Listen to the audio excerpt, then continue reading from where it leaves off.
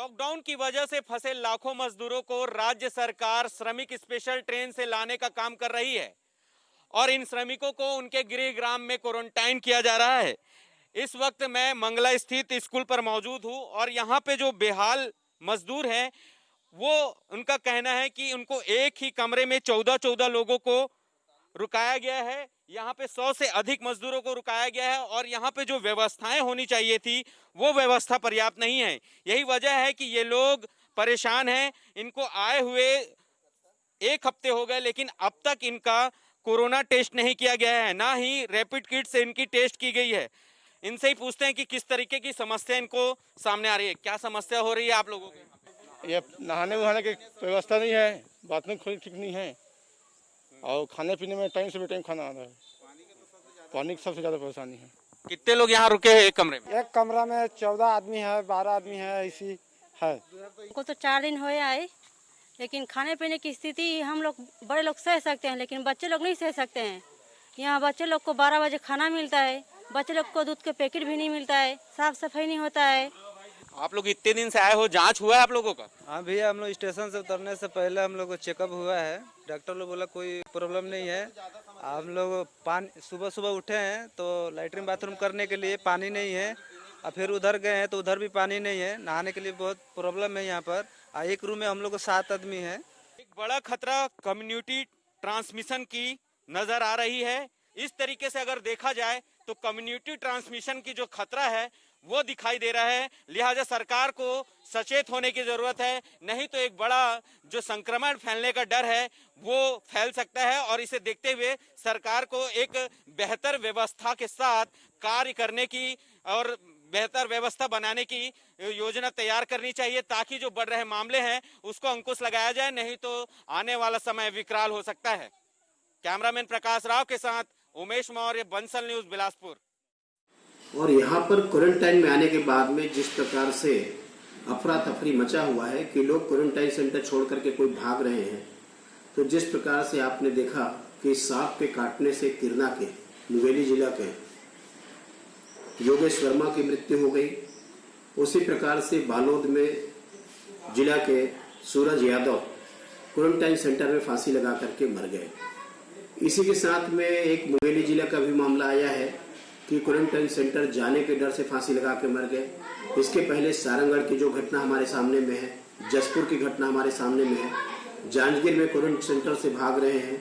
ऐसा प्रदेश के अनेक जिलों में जो आए हैं और उसका मुख्य कारण है कि जैसी जो व्यवस्था होनी चाहिए वो व्यवस्था के अभाव में लोग वहां पर रहना नहीं चाहते और जो जा रहे हैं वहां से भागना चाहते हैं। कहीं ना कहीं कमी हो सकती है, मैं स्वीकार करता हूं, लेकिन अमूमन आज भी जो बात आई उसमें इस बात पे भी चर्चा हुई कि कहीं से रिपोर्ट आ रही है कि कागज में खाना खिलाया जा रहा है। तो इस बाबत भी यही राय थी कि आप इसकी जांच सरकार कराएगी और गंभीरता से कराएगी। अगर किसी अधिकारी की तरफ से कमी है तो कार्रवाई होगी और अगर न्यूज प्लांट किया गया है तो कार्रवाई होगी। यानी दोनों तरफ से ये हमको देखना होगा कि सही स्थिति क्या है, क्योंकि कहीं कहीं से जानकारी ये भी मिल रही है कि करवाया जा रहा है।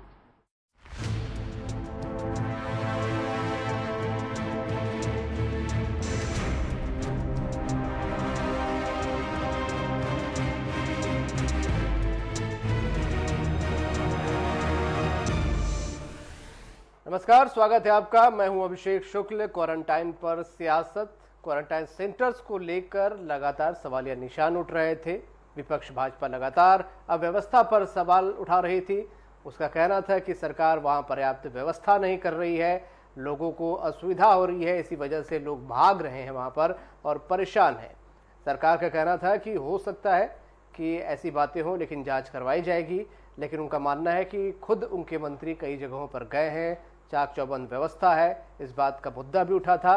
और साथ साथ ये भी कहा गया कि ऐसी भी सूचनाएं हैं कि ये जानबूझकर करवाया जा रहा है, इस प्रकार की खबरें जानबूझकर लाई जा रही हैं, उसकी भी जांच होगी। दोनों तरफ से जांच होगी यहाँ पर। बहरहाल जांच सरकार करती रहेगी। हम यहाँ पर चर्चा करेंगे और क्यों ऐसी बातें सामने आ रही हैं, क्या छत्तीसगढ़ में चल रहा है, क्या ये क्वारंटाइन सेंटर की जो अव्यवस्था है इस वजह से लगातार संक्रमितों की संख्या बढ़ रही है। बहुत सारे सवाल आपके भी जहन में, हमारे भी जहन में, चर्चा इसी पर होगी। खास मेहमान हमारे साथ हैं, केदार गुप्ता जी हैं हमारे साथ भाजपा से। बहुत स्वागत आपका। घनश्याम राजू जी हमारे साथ, स्वागत आपका। स्टेट एडिटर धनविंद जायसवाल जी हमारे साथ, स्वागत। आप लोगों को 2-2 मिनट दूंगा। केदार जी पहले आप अपना पक्ष रख दें। क्वारंटाइन सेंटर को लेकर आप लोगों के मन में सवालिया निशान क्यों है? कांग्रेस कह रही है सब कुछ बेहतर है, सरकार कह रही है सब अच्छा है। देखिए, निश्चित रूप से हमारे मन में शंका सिर्फ हम कह रहे हैं ऐसा नहीं है।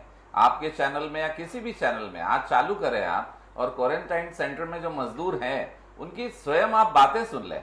अभी आपके चैनल में मैं देख रहा था और आपने बड़ी मेहनत की है। मैं आपको धन्यवाद दूंगा कि आपने मजदूरों के लिए इतना धूप में और गर्मी में आपके रिपोर्टर्स गए और उनकी बाइट ली, और जो हकीकत है वो सामने आ रही है। हम आरोप लगाना नहीं चाहते, ये महामारी है, आरोप बिल्कुल लगाना नहीं चाहते, पर व्यवस्था सुधरनी चाहिए। पानी नहीं, और क्वारंटाइन का सबसे बड़ा नियम है कि दूरी पर्याप्त बनाई जानी चाहिए, कम से कम 6 फुट दूर होना चाहिए, परंतु एक कमरे में 20-20 लोग, तो कैसे तो संक्रमण होना ही है, तय है। जो लगातार 300-350 संख्या हमारे यहाँ 5 दिन में हो गई, मुझे ऐसा लगता है कि ये क्वारंटाइन सेंटर में जो हम सोशल डिस्टेंसिंग का पालन नहीं कर रहे हैं, ये वजह है। पीने का पानी नहीं है, नहाने का पानी नहीं है। आखिर ऐसा क्यों है?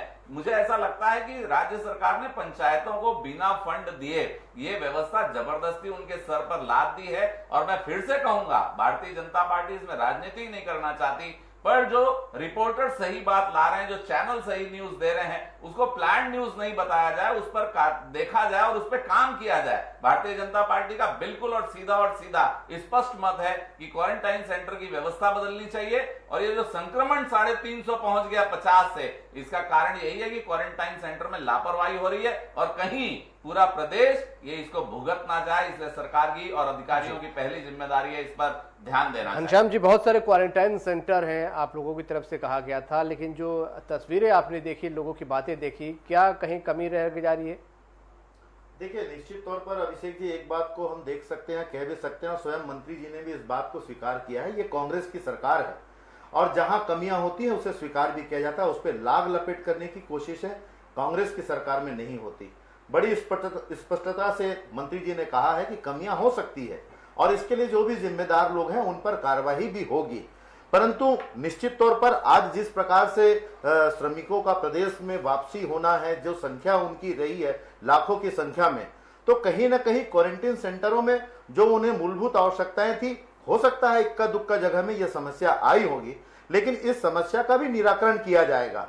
परंतु जहां तक रही बात संक्रमितों की संख्या पर केदार गुप्ता जी सवाल उठा रहे हैं, तो मैं बहुत पीछे से ले जाना चाहूंगा कि जब देश में 30 जनवरी को पहली बार संक्रमण का एक मरीज केरल में पाया गया, बावजूद इसके 52 दिन के बाद 22 मार्च को इस देश में लॉकडाउन किया जाता है, जिसकी आज ये परिणति होती है कि यह संख्या 1.5 लाख के करीब पहुंच रही है।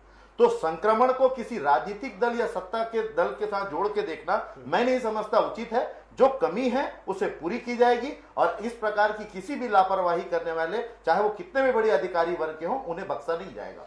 धर्मेंद्र जी, लॉकडाउन की बात यहाँ पर कही, भाजपा कह रही है कि संक्रमित की संख्या इसलिए बढ़ रही है क्योंकि क्वारंटाइन सेंटर में अव्यवस्था है। घनश्याम जी कह रहे हैं कि लॉकडाउन की वजह से, क्योंकि देर से लॉकडाउन हुआ 52 दिन बाद, जबकि कल ही हमने देखा कि लॉकडाउन क्यों कर दिया गया, जल्दी क्यों कर दिया गया करके भी सवाल उठाए गए थे।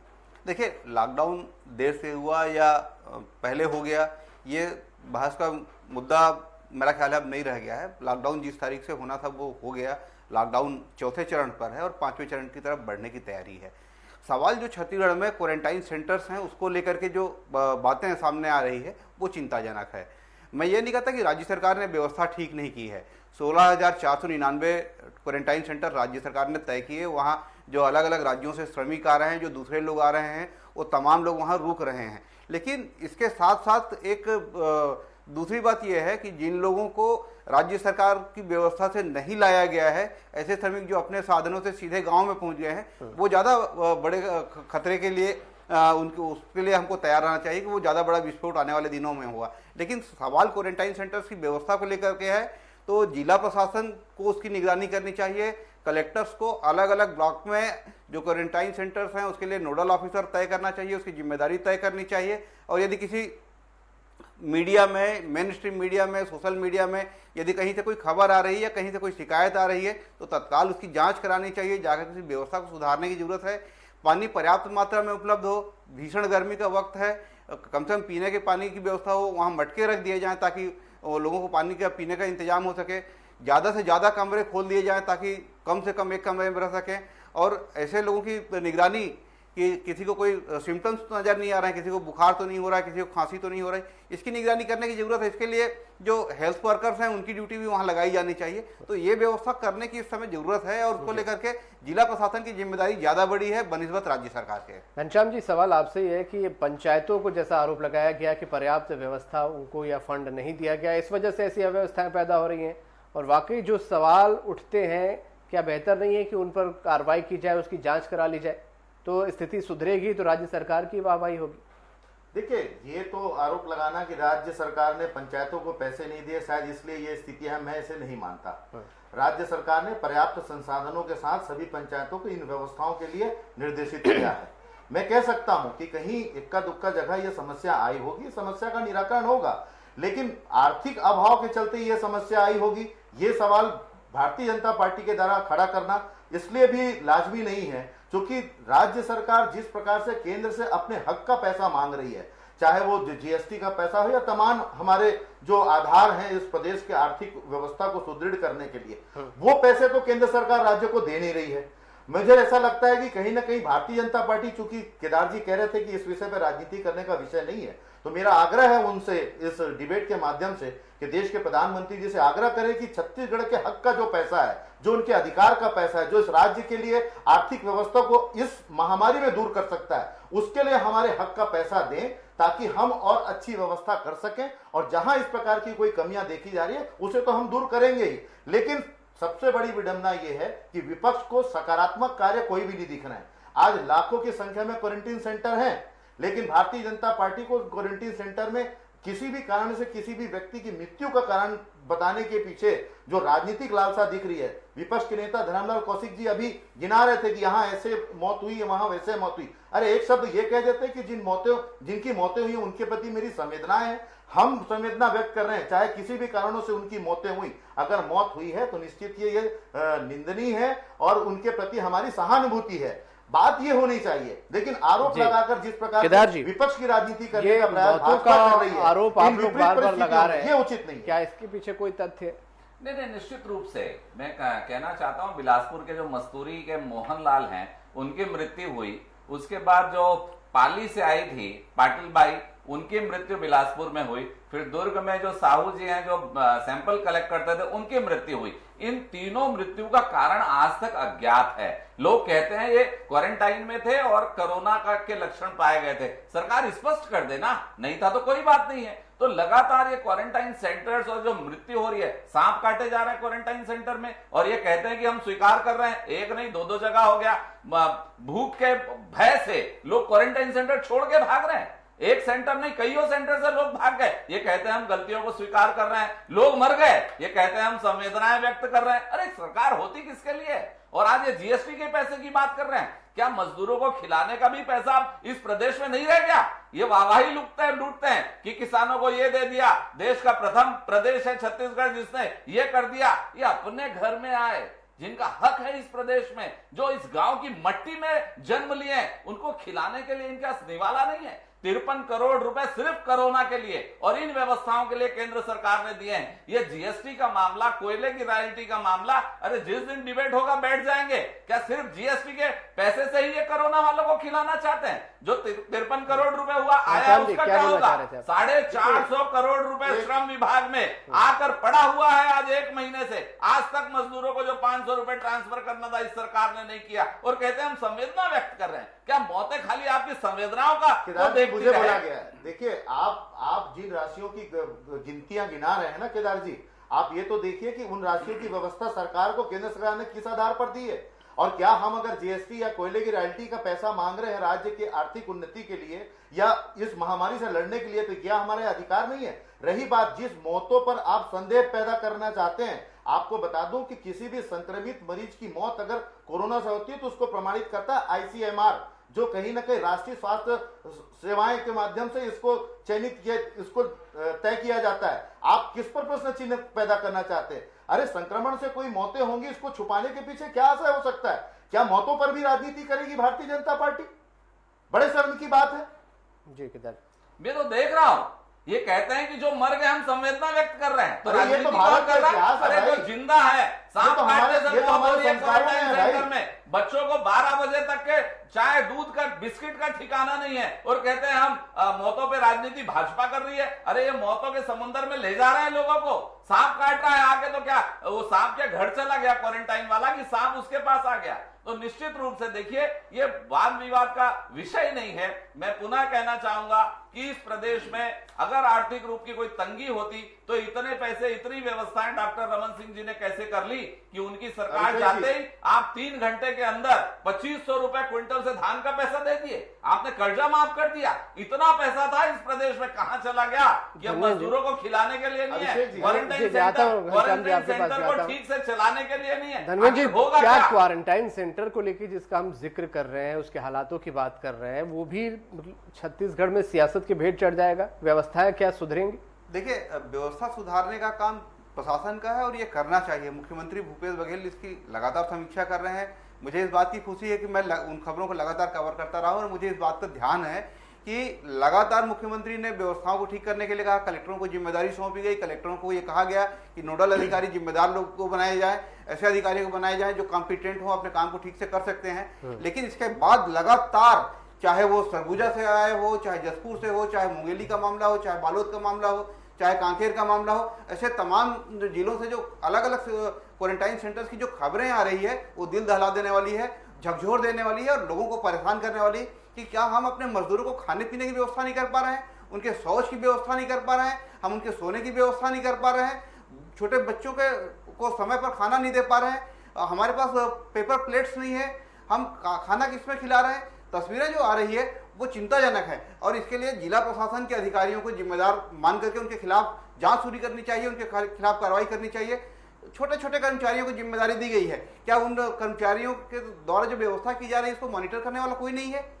क्योंकि राजनेताओं को इस महामारी के दौर में प्रवास नहीं करने के निर्देश हैं, उनको दौरा नहीं करने के लिए कहा गया है, लिहाजा जो लोकतांत्रिक व्यवस्था है उसमें जो निगरानी करने के लिए जनप्रतिनिधि हैं वो नहीं निकल पा रहे हैं। तो सारे अधिकारी यदि निरंकुश हो जाएं और अपने मर्जी से तमाम व्यवस्थाओं को ध्वस्त करने लग जाएं, तो राज्य सरकार को इसको नियंत्रित करने के लिए सख्त कदम उठाने की जरूरत है। इसमें राजनीति करने के बजाय इसमें यह देखा जाना चाहिए कि किन सेंटरों में दिक्कत हो रही है, कहां परेशानी हो रही है, उसको कैसे ठीक किया जा सकता है, कौन इसके लिए जिम्मेदार अधिकारी या कर्मचारी है, उसके खिलाफ कितनी सख्त कार्रवाई की जानी चाहिए, ये जरूर देखा जाना चाहिए। घनश्याम जी, प्रशासन की लापरवाही यहाँ पर नजर आ रही है। आप लोगों को लगता है कि वहां पर कहीं कोई कमी नहीं है? राज्य सरकार ने जो राशि दी है जिलों को, मुख्यमंत्री राहत कोष से जो राशि दी गई है अलग अलग जिलों को, वो पर्याप्त राशि है। राशि को लेकर कहीं कोई विवाद नहीं होना चाहिए। राज्य सरकार ने यह तय किया है कि राशि की कमी नहीं होने दी जाएगी। इसके बाद भी यदि व्यवस्थाओं में कहीं चूक हो रही है तो ये सीधे सीधे प्रशासनिक अधिकारियों की चूक है और उस पर सख्त कदम उठाने की जरूरत राज्य सरकार को है। घनश्याम जी, नहीं, निश्चित तौर पर धर्मेंद्र जी बहुत सही विषयों पर अपना वक्तव्य रख रहे हैं, और इस बात को स्वयं मंत्री जी ने भी कहा है कि इस प्रकार की कोई भी चूक करता हो उसके खिलाफ में कार्रवाई होगी। लेकिन जिस प्रकार से केदार गुप्ता जी कह रहे हैं कि मौत की समंदर की ओर ले जाने का काम राज्य की सरकारें कर रही, क्या आप छत्तीसगढ़ की जनता को डराने का प्रयास कर रहे हैं? क्या ये कहकर कहीं ना कहीं लोगों के मन में भय पैदा करना चाहते हैं? अरे मौत के समंदर की ओर इस देश को ले गया किसने भाई? 15 जनवरी से 23 जनवरी के बीच भारत में 60 लाख से अधिक विदेशियों ने यात्रा की, लेकिन किसी के भी एक भी संक्रमण की जांच नहीं हुई, जिसका नतीजा है कि आज देश में 1.5 लाख के करीब संक्रमण के मरीज खड़े हो गए हैं। क्या उन्हें 14 दिन के लिए ले जाना नहीं चाहिए था होम आइसोलेशन में? लेकिन जो लापरवाही केंद्र स्तर पर हुई, जिसका भुगतान आज राज्य की सरकारें भुगत रही हैं, चाहे वो भाजपा शासित राज्य हो चाहे कांग्रेस शासित राज्य हो, ये निर्णयों में भेद किसने किया, ये निर्णयों में लापरवाही किसने की, इसकी शुरुआत कहां से हुई, ये सारी चीजों को भी समझने की आवश्यकता है, जिस पर कहीं ना कहीं आज राजनीति करने का जो, मैं तो एक बात पूछता हूं, क्या क्वारंटाइन सेंटर में छत्तीसगढ़ में ही 1-2 जगह में जो समस्या दिख रही है, आप उत्तर प्रदेश चले जाइए साहब, जहां भारतीय जनता पार्टी शासित राज्य है, क्या स्थिति वहां पर? आपने तो मजदूरों के साथ भी वो छलावा किया जो एक मानवता में कहीं भी दूर दूर तक दिखाई नहीं पड़ता, कि उनके आने जाने के पैसे तक आपने ले लिए, ट्रेन के दोनों तरफ के किराए ले लिए, और आप कह रहे हैं कि यहाँ व्यवस्था नहीं है। मैं इस बात को स्वीकार करता हूं, अगर अव्यवस्था है तो उसे ठीक की जाएगी और ऐसे किसी भी अधिकारी को बख्शा नहीं जाएगा। हद है हमारी कमी और उसकी कमी, ये कमियों की तुलना कर रहे हैं। अरे आपका छोटा प्रदेश है, आप अपने प्रदेश की चिंता करें, और वहां देश कुछ भी मुख्यमंत्री करता है वो करेंगे। देश कुछ और भी करता निश्चित है। रूप से ये केंद्र कर रहे हैं, पूरा विश्व अगर आज लोहा मान रहा है, लोहा तो किस माननीय बात का? 1.5 लाख के मोदी करीब का मान भारत रहा के है संक्रमित कि पहुंच गए 133 केदारजी। 133 हमको करोड़ चीन के लोगों लोहा की से मतलब जनसंख्या नहीं, का हमें देश, पाकिस्तान के और लोहे से उसको मतलब सारी नहीं है। फैसिलिटीज हम भारत में रहते हैं, हम भारत की बात करते हैं। देखिए घनश्याम भाई, आपने मुझे कहा था कि बीच में नहीं बोलना चाहिए, मैं भी आपसे आग्रह कर सकता हूं। और आज बात हम कर रहे हैं क्वारंटाइन सेंटर और कोरोना की, तो जीएसटी वगैरह को इसमें ना लाएं, किसी दिन बैठेंगे उसके लिए। तो निश्चित रूप से मेरा ऐसा मानना है कि आज कमियों की तुलना हो रही है कि हमारे यहाँ कमी कम है और दूसरे प्रदेशों में कमियां ज्यादा है। क्या इसके लिए सरकारें बनती है? 67-68 सीटें क्या इसलिए दी गई? तो मेरा मानना यह है कि हमारे प्रदेश में हमारे मजदूर लौटे हैं, उनको हम आराम से दाल भात और अच्छा बच्चों के लिए चाय बिस्किट का इंतजाम हो सकता है, वो करना चाहिए। सर्वधन से अगर किसी की मृत्यु होती है तो मैं समझता हूं क्वारंटाइन सेंटर एक सुरक्षित जगह होती है, और ऐसी सुरक्षित जगह में सांप काटने से मौत होती है। हमारा जिम्मेदारी बता दीजिए, सिर्फ आरोप लगाना है या इन गरीबों की, इन श्रमिकों की मदद करना भी है? हमारा काम जो है, अखबारों में आप लोग कर रहे हैं, हमारा काम जो है आरोप लगाना, सारी आरोप लगाना। आपने पूछा है, एक प्रश्न का जवाब ले लो। हम लोगों ने जब काम शुरू किया और करते रहे, जब हम यहाँ भोजन पहुंचा रहे थे, पक्का हुआ तो एक आदेश निकल गया, कोई संस्था भोजन नहीं पहुंचाएगी। शायद राजू भाई को याद होगा, हम लोगों ने कच्चा अनाज, हम लोगों ने डर रहे थे।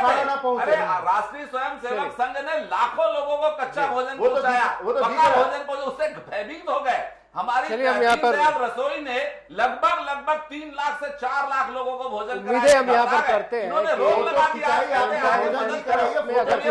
है, उन कमियों को दूर किया जाएगा। समय की समाप्ति हो गई यहाँ पर।